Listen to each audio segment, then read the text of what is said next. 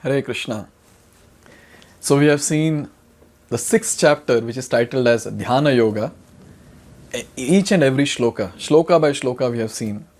Now in this particular video, let's see the entire summary of the chapter, all the 47 shlokas together. So what happened in the fifth chapter? So in the fifth chapter, Krishna in shloka number 27 and 28, he actually summarized Ashtanga Yoga. And this particular thing that he summarized, now he's going to elaborate that in the sixth chapter. And this sixth chapter is exclusively the description of Ashtanga Yoga. Various things are given. Firstly, the angas of Ashtanga Yoga is given, and then the process itself is given very nicely. The two stages are given, the beginning stage, the stage of perfection, and finally towards the end, Krishna talks about the topmost yogi. So here, in shloka number 1 and 2, Krishna is saying very clearly that renunciation and yoga, they are the same. Yam sannyasam iti prahur yogam tam vidhi pandava. So not much difference is there between the two. That's what he's making the statement in shloka number 1 and 2. And after that, in shloka number 3 and 4, he's talking about the two levels of Ashtanga Yoga. So he's talking about Yoga Rurukshuhu and Yoga Rudha. So Yoga Rurukshu is basically the beginning stage, and after a good amount of practice, the person reaches the next level, that is called as Yoga Rudha. Now as we understand, Ashtanga Yoga means 8 limbs. So we have Yama, Niyama, Asana, Pranayam, Pratyahar. So these actually come in the category of Yoga Rurukshu. So the beginners will be there in this particular category, the first level. And the next is Dharana, Dhyana and Samadhi. So in that intense meditation stage, a person who is there, that person is called as a person in the stage of Yoga Rudha. So this he has described in shloka number 3 and 4. Now in shloka number 5 and 6, Krishna talks about the mind. The controlled mind is the friend and uncontrolled mind is the enemy. And then in shloka number 7 to 9, now Krishna is describing the wonderful symptoms of a person who is there on the highest level, that is Yoga Rudha. So one of the shlokas where he is saying that Shitoshna Sukha Dukkhada Tatha Manapamanayoho. So this person is equipoised in all the situations, be it Shita or Ushna, be it winter or summer, be it Sukha or Dukkha, that is happiness or distress, Man or Apaman, honor or dishonor. He is equipoised in all the situations. And he is fully satisfied because he has got the knowledge and realization. He is self-controlled. He sees Sama Lostrashma Kanchanaha. He sees Ashma, that is the pebbles, Lostra, that is pebbles, Ashma is stones, and Kanchana, gold, all at the same level. But more advanced than this person is that person who sees everyone on the same level. Suhuran Mitrari Udasina. Hope we remember the shloka, where he says that Surat, Mitra, Ari, Udasin, all of them as on the same level. That is enemy, friend, the one who is very, very close as a bandhu or a relative, and all the others, a person who is envious, all of them he is actually treating equally, and he is seeing all of them with the same equal vision. And also, it's very nicely given, in these shlokas, from shlokas number 7 to 9, that how great this person is. Now from shloka number 10 to 17, there's a nice description of how this yoga should be practiced, Ashtanga Yoga should be practiced. So all the ones who are interested can refer 10 to 17 and then follow step by step and practice Ashtanga Yoga very nicely. First step is what? First find a secluded place and go to that secluded place. And how should be the secluded place? That's given in shloka number 11 and 12. The first word, Shuchau Deshe. It should be very clean, auspicious. So holy place basically. One should go to a holy place, and then what he should do? He should make his own asana. He should establish his own asana. So by putting the deer skin, soft cloth and kusha grass. And after that, what he's supposed to do? He should make sure that the seat is not very high or not very low. It should be proper. then he should sit on that. He should sit on that and then start practicing yoga with one goal, that is purifying one's heart. Now after that, in shloka number 13 and 14, it is given that he should sit very straight. His body, neck and head should be straight, and he should be looking at the tip of the nose all the time, because he has to focus on one point. So tip of the nose is that point. And he should make sure that he remains unagitated, even if a carnivorous animal comes to eat him, even if a snake comes around, still he should be unagitated completely. And then he should be devoid of fear, and he should maintain complete celibacy, not indulging into any sexual activity. And in this state, what he should do? He should meditate on the Lord in his heart. And then obviously so many other things are given about how he should control his body, mind, and he should make sure that his mind is fully controlled. Shloka number 16 and 17 were very important, which spoke about how one's habits of eating, sleeping, recreation and work should be regulated. And this is very much applicable to all the transcendentalists, not just Ashtanga Yogi, all of us, as Bhakti Yogis also. It's very much important and very practical. And then he continues in 18th and 19th shloka, where he says that one should be steady in his meditation and devoid of all material desires. So this is what he spoke very clearly. Lord Shri Krishna has spoken very, very clearly how to practice Ashtanga Yoga. Now after speaking about this, from shloka number 18 to 23, shloka number 18 to 23, till 17, he has spoken about how to practice. Now from 18 to 23, he is actually talking about the perfectional stage of Ashtanga Yoga.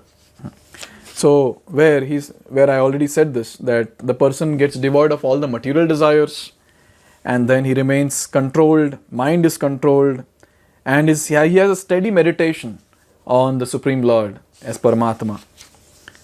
And obviously a lot of wonderful symptoms are given, wonderful qualities are given from shloka number 20 to 23, which we have discussed, where it is given here that he gets the ability to see the self by pure mind and to relish and rejoice in self. So he's relishing something on a very, very different high state. And one is never shaken in such a position, even in the midst of greatest difficulty. And he has freedom from all miseries arising from material contact. So these are the different aspects and realizations at the stage of perfection. Now from shloka number 24 to 26, here methods to attain Yoga Rudha stage is given. So till now what was discussed is what happens in the Yoga Rudha stage and what are the symptoms. Now how to reach that stage, that is given in shloka number 24 to 26. So here it's very nicely given that one should practice yoga with determination and faith and not deviate from the path. And also it is given that step by step one should become situated in trance. His mind should be fixed on self alone. He shouldn't think anything else. And finally it is given that whenever the mind wanders, he should make sure that he withdraws it and gets it back and continues his meditation. And in shloka number 27 to 30, now Krishna is describing about the Brahma Bhuta and Brahma Samsparsha stage. So Brahma Bhuta is basically realizing Atma, that is oneself, and Brahma Samsparsha, that is given in shloka number 28, talks about realizing the super soul. And the same theme Krishna is continuing in 29 and 30 also, where he talks about that how a self-realized soul sees the Supreme Lord everywhere. He's on a very, very high platform and he sees the Lord everywhere. So it is given here, Yomam pashyati sarvatra sarvam cha mai pashyati tasyaham na pranashyami sacha me na pranashyati. So one who sees me everywhere and sees everything in me, I am never lost, nor is he ever lost to me.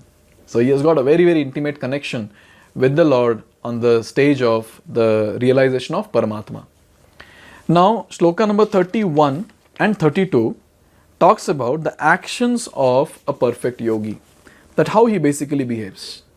So what he does, he engages in the worshipful service of the super soul, and then he makes sure that he sees everyone on the equal platform.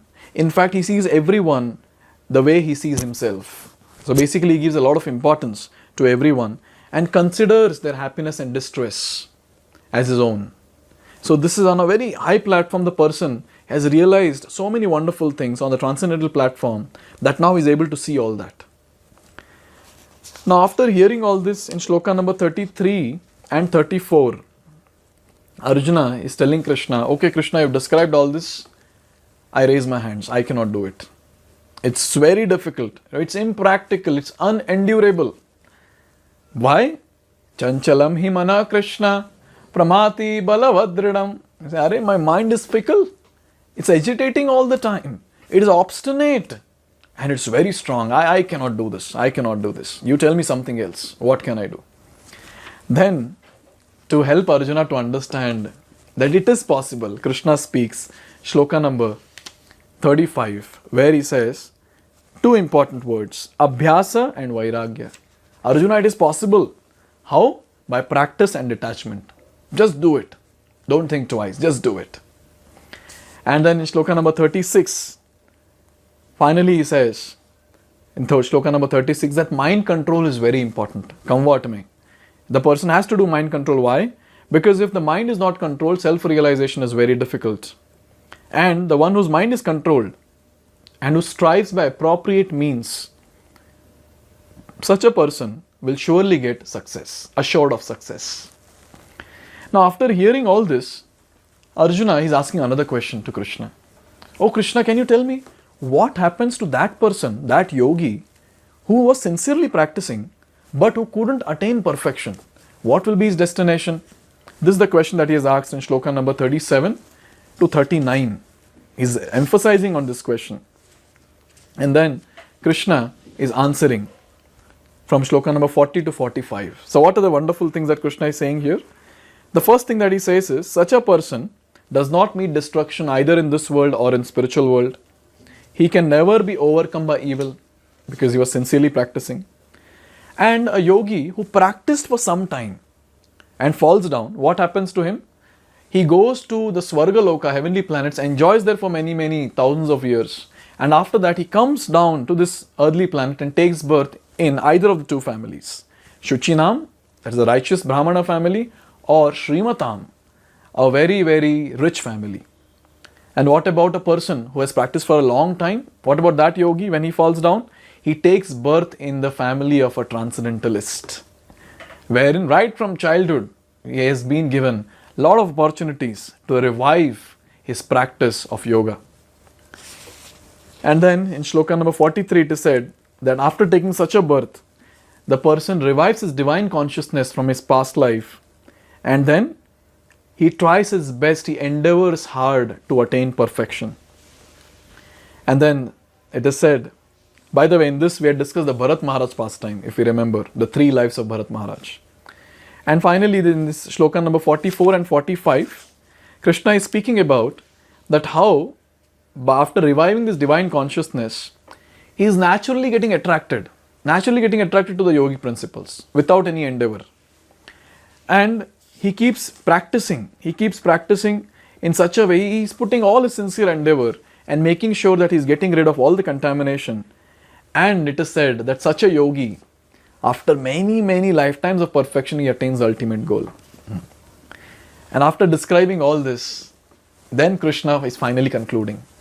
In shloka number 46, he says that this yogi is actually much, much better than who are the different personalities, whom comparatively is much better. So first we have tapasvi, a person who is doing austerities. Jnani, an jnana yogi.